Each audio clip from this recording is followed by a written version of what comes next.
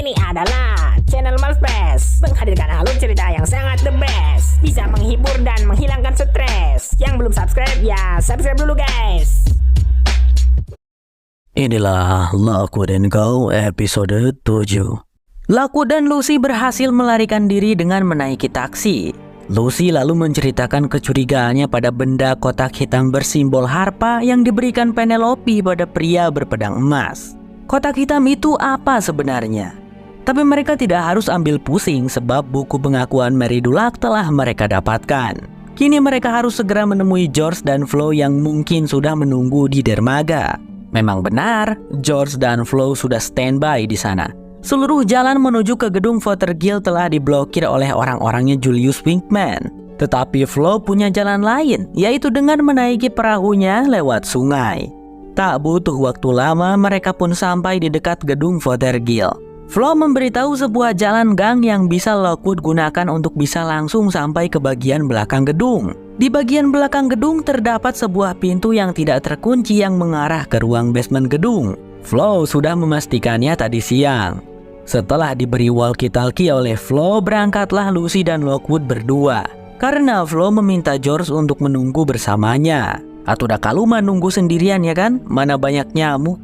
Tapi George dan Flo tidak akan menunggu di dermaga sebab terlalu terbuka dan berbahaya. Tanpa ada kendala sedikit pun, Lucy dan Lockwood berhasil masuk ke ruang basement gedung. Mereka berdua langsung menyiapkan pedang rapier mereka untuk berjaga-jaga. Akan tetapi, pintu yang mengarah ke koridor gedung terkunci guys. Gimana ini? Tak hanya itu, mulai terdengar suara orang-orang yang datang mendekat ke ruang basement. Lockwood dan Lucy segera bersembunyi. Orang-orang itu tampaknya membawa gentong dan menyimpannya di basement. Entah apa isinya. Salah satu dari mereka langsung mengunci pintu keluar dengan gembok. Aduh, pintu ini kebuka. Kalau Julius sampai tahu, mati kita, ujar orang itu. Ketika mereka akan pergi, salah satu dari mereka tampak batuk-batuk karena kelelahan dan menyuruh yang lainnya untuk duluan. Tapi sebenarnya itu hanyalah acting. Pria ini, sebut saja Charles, mengetahui bahwa ada dua orang yang sedang bersembunyi. Ia menemukan dua pasang jejak kaki baru dan juga sempat melihat pedang rapiernya Lucy. Lockwood dan Lucy lantas keluar. Untung saja Mang Charles ini merupakan seorang agen juga yang sedang menyamar masuk di organisasinya Julius Wingman. Lockwood mengajak Mang Charles untuk bekerja sama mengambil bone glass dari Julius. Tapi Charles tidak mau. Lagi pula ia tidak bertujuan mengambil bone glass. Ia hanya ditugaskan untuk menjadi mata-mata. Dengar kalian anak-anak, aku mohon kalian untuk pergi dan jangan mengacau. Kalian bisa terbunuh di sini. Dan aku punya istri serta anak yang sudah 5 bulan aku belum bertemu mereka. Jadi ku mohon dengarkan aku, pinta Mang Charles kepada Lockwood dan Lucy. Karena pintu keluar basement dikunci gembok, hanya ada satu jalan keluar untuk Lockwood dan Lucy, yaitu melalui pintu lorong. Charles akan berusaha membuat para penjaga untuk menjauh dari lorong, agar Lockwood dan Lucy bisa pergi dengan aman. Setelah mengatakan itu, Mang Charles pergi keluar duluan dan membawa para penjaga pintu untuk pergi. Melihat sudah aman, ayo, kata Lucy mengajak Lockwood. Tapi di saat mereka sudah hampir mencapai pintu keluar, Lockwood menyuruh Lucy untuk pergi sendiri. Sementara dirinya akan tetap di sini, tidak akan menyerah untuk mendapatkan bone glass itu. Lucy tentu tidak mau meninggalkan Lockwood sendirian. Hingga pada akhirnya, Lucy juga tidak jadi pergi. Mereka berdua segera bersembunyi lagi di ruang basement saat mendengar suara orang-orang yang berdatangan ke sana. Para peserta pelelangan mulai berdatangan. Mereka semua mengenakan jubah. Ya, untungnya mereka berdua sudah membawa bekal jubah juga. Tapi di sana Lucy mengomeli Lockwood cukup banyak dikarenakan Lucy geram dengan sikap Lockwood yang selalu nekat. Lockwood pun meminta maaf dan memohon pada Lucy untuk menyimpan omelannya nanti saja. Sebab saat ini ada misi penting yang harus mereka lakukan. Singkat cerita, Lockwood dan Lucy sudah mengenakan jubahnya serta masker dan mereka berdua datang ke ruang pelelangan dengan dikawal seorang anak buahnya Julius. Ada istrinya Julius di sana yang menyambut seraya memberikan stik nomor pelelangan. Di ruangan itu ada banyak sekali para peserta pelelangan. Dan Julius katanya akan melelang beberapa sumber relik berhantu miliknya termasuk bone glass. Awalnya Julius mencoba untuk menawarkan benda-benda lainnya dulu yang ecek-ecek. Tapi para peserta terlalu antusias dengan benda bernama Bone Glass, sehingga Julius pun dengan terpaksa menunjukkannya. Dia lalu membuka jaring perak yang menutupi Bone Glass dan mulailah terdengar suara dengungan seperti dengungan ribuan lalat. Permukaan cerminnya ditutupi karena terlalu berbahaya untuk dilihat dengan mata telanjang. Lockwood diam-diam memberikan suar bom kepada Lucy dan dia meminta Lucy untuk menyalakannya nanti saat Lockwood memberikan aba-aba. Dirinya akan berusaha untuk mencari Bone Glass itu. Di depan, untuk memastikan keaslian Bone Glass, Julius meminta para anak-anak berbakat yang sengaja dibawa ke sana untuk maju. They're babies, they can't handle this. Don't make me hurt you. Turn. Setelah semua peserta yakin, Julius pun mulai membuat penawaran dari harga 50.000 pounds, 70.000 pounds, 80.000 pounds, dan naik terus-menerus dikarenakan para peserta tidak ada yang mau mengalah untuk menyerahkan Bone Glass. Hingga pada akhirnya salah satu peserta mengajukan penawaran harga 500.000 pounds. Sontak para peserta lainnya tidak ada yang mampu menyainginya. Tapi di saat Julius menghitung mundur, tiba-tiba Lockwood angkat tangan dan menawar harga 520.000 pounds. Orang tadi tidak mengalah, 550.000 pounds. Lockwood juga tidak mau kalah, 600.000 pounds. Oke, kata orang tadi yang langsung mengajukan penawaran 650.000 pounds. By the way, kalian coba bantu komen ya guys, berapa itu jumlahnya kalau dirupiahin jumlah-jumlah barusan. Tapi di situ Julius menginterupsi sejenak. Ia tidak menyangka antusiasme para peserta untuk Bone Glass ini sangat tinggi. Dan Julius meminta kedua penawar dengan harga tertinggi ini untuk maju ke depan, memberikan bukti bahwa mereka benar-benar mempunyai uang sebanyak itu. Si orang tadi memberikan bukti jumlah uang yang dimilikinya. Di momen itu, Lockwood memberi aba-aba pada Lucy untuk menyalakan suar bom. Tapi Lucy malah mendapat masalah saat pemantik apinya tidak mau menyala. Di depan sana, Lockwood yang ketahuan tidak membawa uang pun segera diperiksa. Langsung saja Lockwood ketahuan kalau dia seorang agen karena Lockwood membawa rapier. Mang Charles ada di sana meninju perutnya Lockwood. Ia harus berpura-pura, tapi sebenarnya juga kesal sama Lockwood yang tidak mau mendengarkannya. Saat identitas Lockwood terkuak oleh mereka, Julius menyadari kalau si Lockwood ini selalu bersama partnernya yang perempuan. Ia lantas mengerahkan anak-anak buahnya untuk mulai mencari. Tapi di detik itu Lucy berhasil menyalakan suar bom, lalu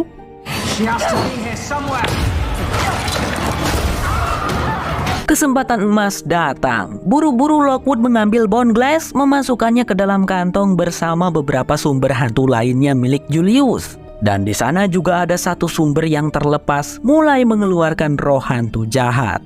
Seluruh peserta pelelangan berhamburan keluar melarikan diri, termasuk Lockwood dan Lucy.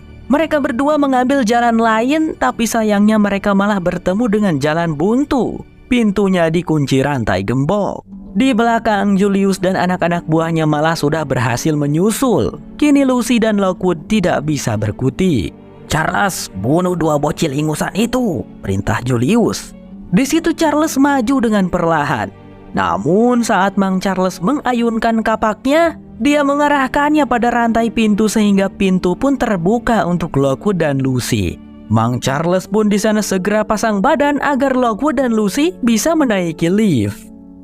Sudah kuduga. Charles, akan kubunuh kau dan akan kucari keluargamu untuk kubunuh juga, ujarnya Julius sambil menyuruh anak-anak buahnya untuk menghabisi Charles. Lockwood dan Lucy berhasil naik lift. Lockwood tampaknya sangat syok melihat Mang Charles dibunuh. Dia hanya terdiam mengikuti Lucy tanpa mengatakan sepatah kata pun. Setelah keluar dari lift, Lucy melemparkan sumber hantu lain yang dibawa Lockwood ke dalam lift untuk menghambat pengejaran Julius dan antek-anteknya. Saat tengah berlari, Lockwood berhenti. Ia merasa lemas, kena mental dan menyalahkan dirinya atas kematian Mang Charles. Tapi di situ Lucy berusaha menguatkan dan meyakinkan Lockwood bahwa mereka harus segera lari sekarang. Bukan saatnya untuk memikirkan itu.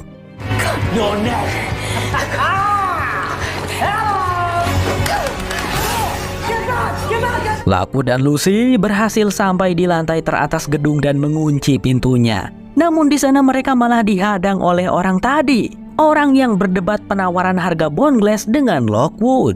Ternyata dia adalah pria pedang emas, sebut saja Goldam. Goldam juga mengincar Bone Glass dan memaksa Lockwood untuk menyerahkannya. Tapi tentu Lucy dan Lockwood tidak akan begitu saja memberikannya. Mereka memberikan perlawanan.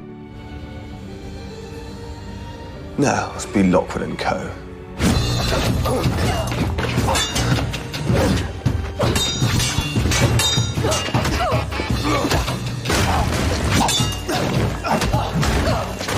I'd already told Winkman who he was. Ghetto's the furnace is burning. You fit?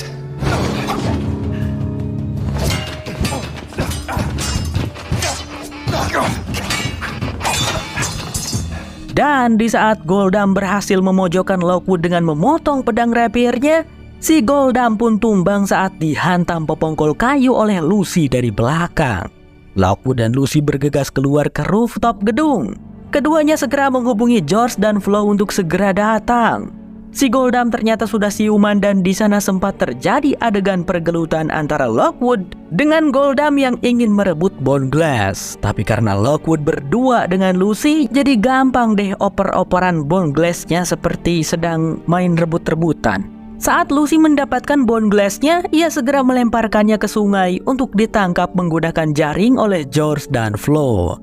Bone Glass-nya berhasil selamat di tangan George dan Flo. Mereka akan pergi duluan untuk mengantarkan Bone Glass ini pada Deepak. Sementara Lucy dan Lockwood dengan terpaksa mereka berdua harus melarikan diri dengan cara melompat dari atas gedung ke sungai. You don't understand the game at all, do you? No, Lockwood. Lucy, he'll kill you.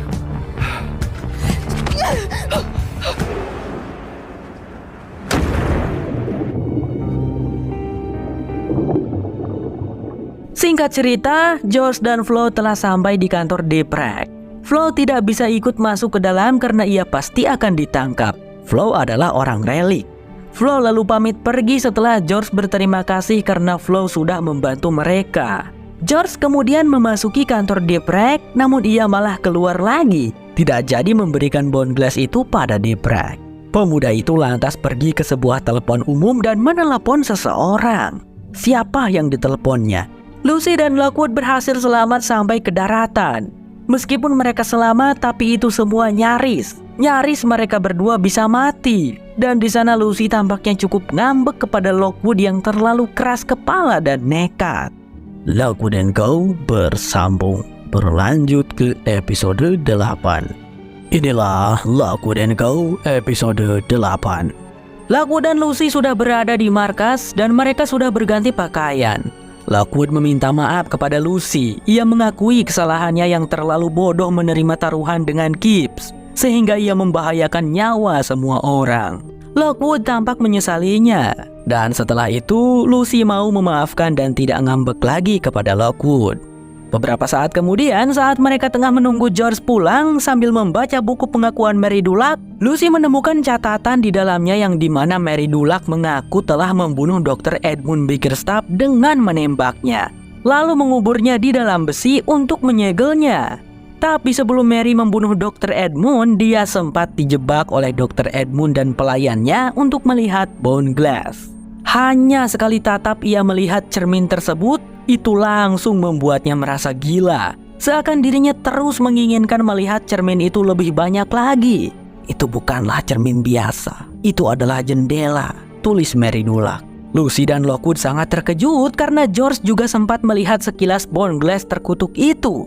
Dan semakin terkejutnya mereka saat melihat banyaknya coretan-coretan spiral George pada taplak meja. Sementara itu, George ternyata pergi ke pemakaman Kensal Green di mana dia di sana bertemu dengan Pamela. Ternyata tadi siang itu Pamela membujuk George untuk membawa benda Bone Glass padanya. Dan ia menjanjikan pada George bahwa mereka berdua akan mempelajari benda itu bersama.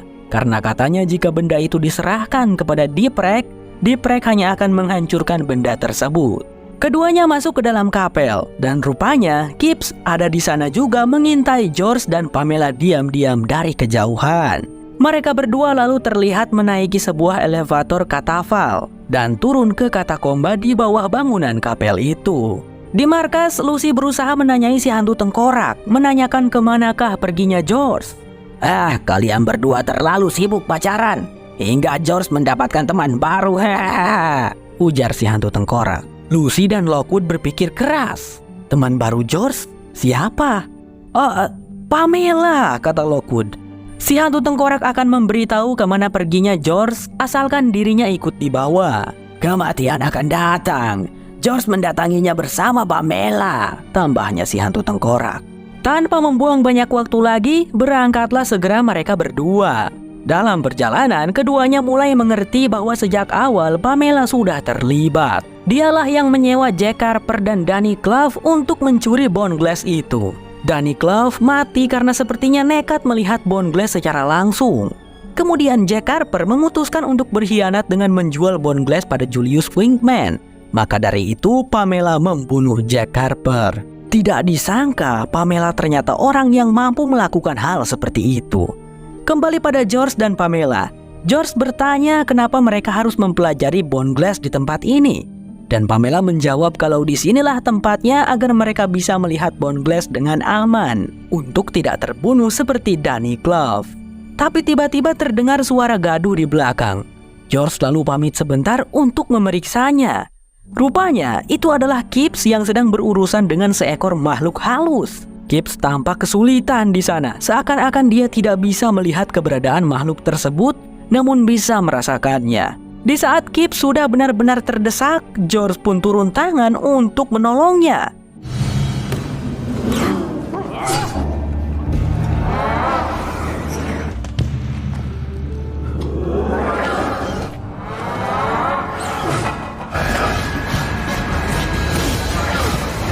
George langsung saja menginterogasi Gibbs untuk tujuan apa Gibbs kemari mengikutinya. Tapi Gibbs balik menahan George ke tiang, menanyakan hal yang sama. Untuk tujuan apa George dan Pamela ke tempat ini dengan membawa Bone Glass? Belum sempat George menjawab, Pamela sudah datang mengancam Gibbs dengan sebuah pisau. Lalu memborgol kedua tangannya Gibbs. Kalian berdua kriminal, kalian akan dipenjara, kata si Gibbs. George agak heran di situ, karena mengapa bisa Pamela membawa pisau dan borgol. Pamela menjawab itu karena dia tahu hal seperti ini pasti akan terjadi, sebab semua orang di London menginginkan Bone Glass. Lockwood dan Lucy sudah sampai di pemakaman, dan mereka memasuki kapel. Di sana mereka mendapati bahwa kerangka mayat Dr. Edmund tidak ada. Pastilah si Pamela yang membawanya. Baguslah, karena jika mereka membawa mayat pasti tidak akan jauh dari tempat ini, pikirnya Lockwood. Tapi di mana George dan Pamela berada? Lucy pun ingat bahwa Sebastian pernah memberitahu bahwa adanya katakomba di bawah bangunan kapel ini. Dan Lockwood menduga kata Falk di tengah-tengah itulah elevatornya. Mereka harus mencari sebuah tuas atau apalah itu untuk mengoperasikannya. Namun di sana muncullah kelompoknya Gibbs. Mereka tentu saja mencari Gibbs karena Gibbs mengikuti George. Lucy langsung saja memberitahu kalau George dan Gibbs pasti sedang dalam bahaya besar sekarang. Jadi untuk sekarang mereka harus bekerja sama untuk menyelamatkan rekan mereka itu. Untungnya Bobby dan dua kawannya setuju. Namun di luar sana terdengar sekelompok orang yang datang. Itu adalah Julius Wingman dan 3 anak buahnya yang datang untuk merebut kembali Bone Glass. Kok bisa mereka kemari? Tanya Lucy. Lockwood menjawab, mungkin mereka mengikuti Bobby dan kawan-kawan. Setelah berdebat agak lama tentang apa yang harus dilakukan, akhirnya diputuskan Lucy yang akan pergi ke katakomba, sedangkan yang lainnya akan melawan gengnya Julius.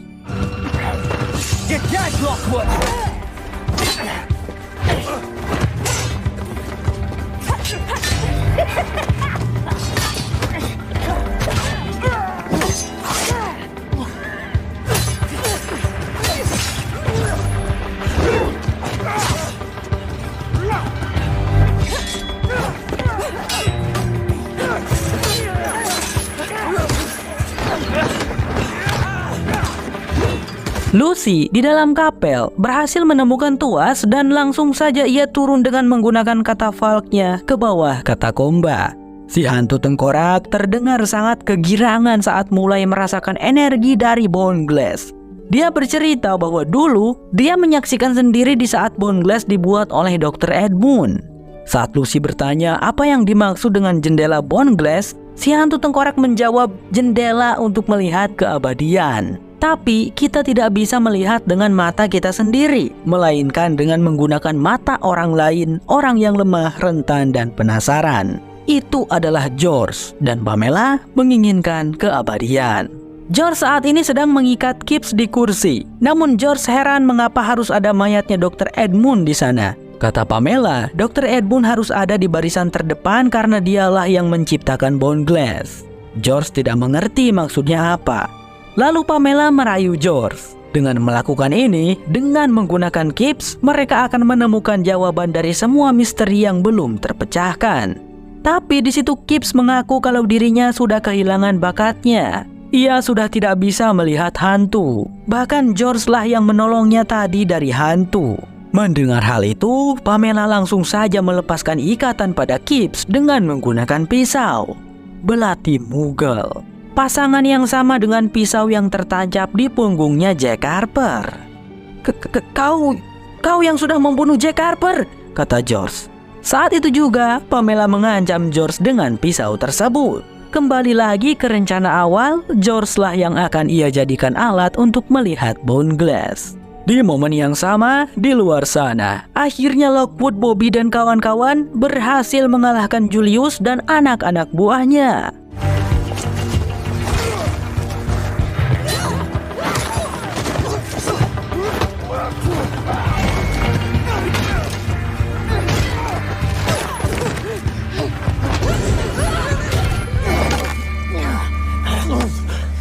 After I kill you.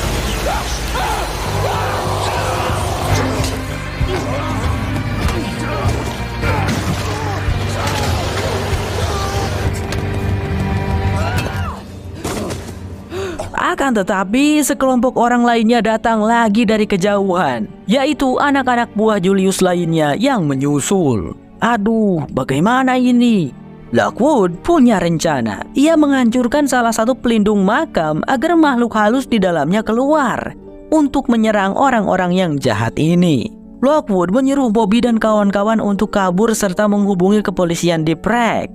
Lockwood sendiri akan menyusul Lucy untuk menyelamatkan George dan Gibbs. Sesampainya di kapel, Lockwood malah disambut oleh si Goldam. Lockwood yang sedang terburu-buru berkata kepada Goldam bahwa mereka berdua bisa berdamai sekarang karena Lockwood sudah bekerja sama dengan kelompok agensi Fitz. Akan tetapi, si Goldam ini berkata kalau dirinya bukanlah dari Fitz. Goldam mengatakan sesuatu yang bikin Lockwood terkejut. Kau bukanlah sesuatu yang penting, Lockwood, seperti ayah dan ibumu. Segera setelah mengatakan itu, Goldam menembak Lockwood dengan pistol sampai Lockwood terjatuh ke katakomba. Goldam pun pergi begitu saja. Di saat yang sama, Lucy sudah berhasil menemukan keberadaan George dan Pamela. Diam-diam gadis itu menyelinap dan mengintai. Di sana George tampak sudah pasrah, terikat di kursi. Ia menangis sedih meratapi kenyataan bahwa Pamela tidak benar-benar peduli kepadanya, hanya memedulikan bone glass-nya.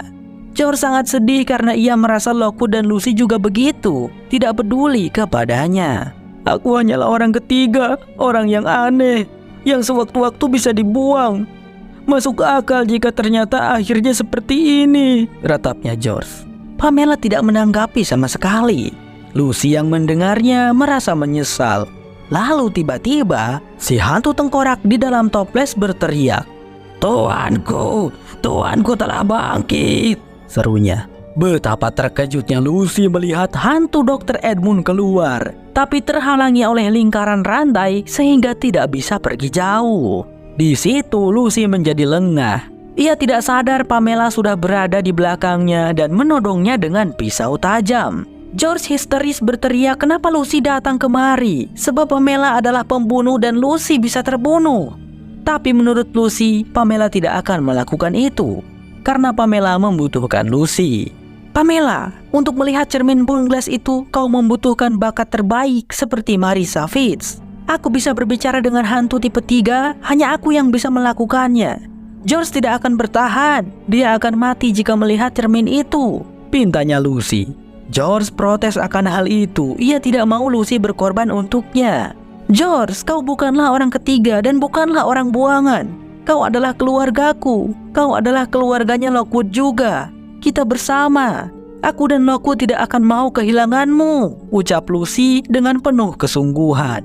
Pamela lalu menyetujui permintaan Lucy. Tapi jika Lucy mencoba menipunya, Pamela tidak akan segan-segan untuk menggorok leher mereka berdua. Digantikanlah posisi George dan Lucy. Di sana Pamela sudah bersiap akan membuka bond glass sambil memegang alat recorder. Pamela ingin Lucy mengatakan semuanya tentang apa yang Lucy lihat, dengar, dan rasakan saat menatap bond glass. Tapi ketika bond glass dibuka, Lucy segera mengalihkan pandangannya ke belakang. Kekuatan dari cermin itu benar-benar kuat. Tanpa disangka, di sana Lucy menggunakan si hantu tengkorak untuk menatap cahaya dari bond glass.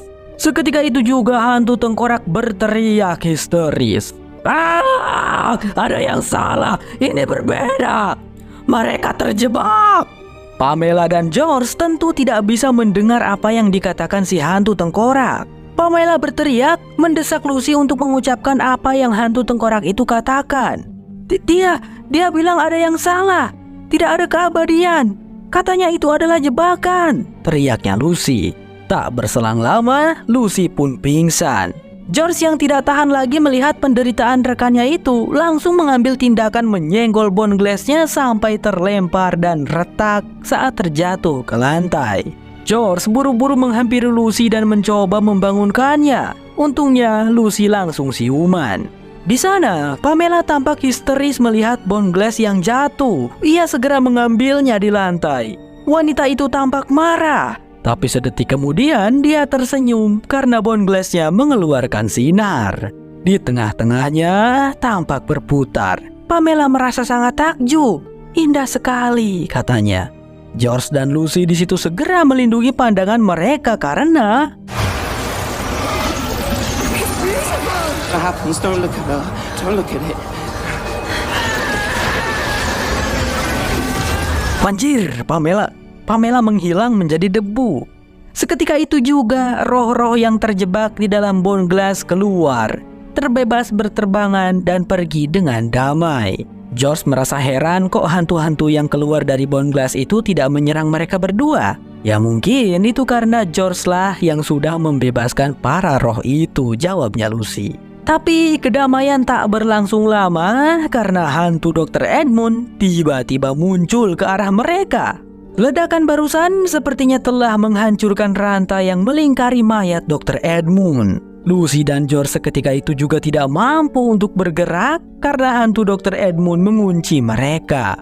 Namun untungnya, sedetik sebelum keduanya terbunuh, Lockwood datang memberikan pertolongan dengan melempari hantu Dr. Edmund menggunakan pedang rapier dan bom magnesium. Lucy dan George berhasil terlepas dari kuncian Dr. Edmund. Lucy dengan gercep, ia mengambil jaring perak yang langsung ia rungkupkan pada mayatnya Dr. Edmund. Seketika, hantu Dr. Edmund pun lenyap. George dan Lucy langsung menghambur menolong Lockwood setelah tahu kalau Lockwood mendapat luka tembakan di bahunya dan cedera di kaki. Singkat cerita, kepolisian di Prague sudah berdatangan ke pemakaman Kensal Green. Lockwood juga sudah diberikan pertolongan oleh tenaga medis. Pak Barnes di sana berkata bahwa bond glassnya sudah mereka amankan dan akan segera dimusnahkan. Lalu, si Julius Wingman dan anak-anak buahnya yang masih hidup akan dipenjarakan. Ia memberi selamat kepada Lockwood dan Kipps karena berhasil menyelesaikan tugas yang sulit ini. Tapi sebelum itu, Pak Barnes bertanya pada Lockwood, apakah dia melihat siapa yang sudah menembaknya. Namun di situ Lockwood berbohong dengan berkata dirinya tidak melihat siapa yang menembaknya karena gelap. Entah kenapa Lockwood melindungi si Goldam. Setelah Pak Barnes pergi, Kipps mengakui kekalahannya kepada Lockwood. Sesuai perjanjian, dirinya akan mengundurkan diri dari agensi Fitz. Tapi Lockwood mencegahnya. Tidak kawan. Sejak awal taruhan kita itu konyol. Lagi pula keberhasilan ini karena kita melakukannya bersama-sama. Jadi untuk komisinya kami akan membaginya dengan kalian. Tapi kita bagi 70% 30% ya. Kami 70% karena kami agensi kecil dan butuh banyak biaya, kata Lockwood sambil tersenyum. Di situ Gibbs merasa lega dan senang. Tentu saja ia menerima kesepakatan itu. Mereka pun bersalaman damai. Sementara itu di sisi lain, Golda menemui atasannya untuk melaporkan ia minta maaf karena gagal membunuh Lockwood. Dan atasannya ya tidak lain tidak bukan adalah Penelope. Penelope pun mewanti-wanti agar mereka harus lebih berhati-hati terhadap Lockwood dan kawan-kawan ini. Singkat cerita, beberapa hari kemudian di saat keadaan Lockwood sudah cukup membaik, Lucy, George, dan Lockwood sarapan bersama. Bisa kita lihat si hantu tengkorak tidak bersinar lagi. Apakah mati atau gimana mereka tidak tahu. Lockwood di sana memutuskan bahwa tidak boleh ada rahasia lagi di antara mereka. Jadi ia dengan jujur mengungkapkan tentang seseorang yang sudah menembaknya adalah si Goldam. Lockwood berkata Goldam bukanlah bagian dari agensi Fitz. Semuanya masih misteri, apalagi Goldam sepertinya tahu sesuatu tentang orang tuanya Lockwood. Ketiganya lalu setuju untuk menyelidikinya nanti setelah Lockwood sembuh. Dan masih ada satu rahasia lagi yang ingin Lockwood ungkapkan, yaitu tentang ruangan rahasia yang ada di rumahnya itu yang sebelumnya ia melarang keras George dan Lucy untuk mengetahui apa isinya. Kali ini Lockwood akan memberitahu kedua rekannya itu. Namun ketika Lockwood membuka pintu ruangan tersebut, tiba-tiba season 1 pun selesai. Sepertinya akan berlanjut ke season 2 ya teman-teman. Bagaimana pendapat kalian tentang series Lockwood & Co season 1 ini? Berikan penilaian kalian dari 1 sampai 100 ya di kolom komen. Segitu saja, sampai jumpa lagi di season 2 yang entah kapan rilis laginya. Aku Sam, bye-bye.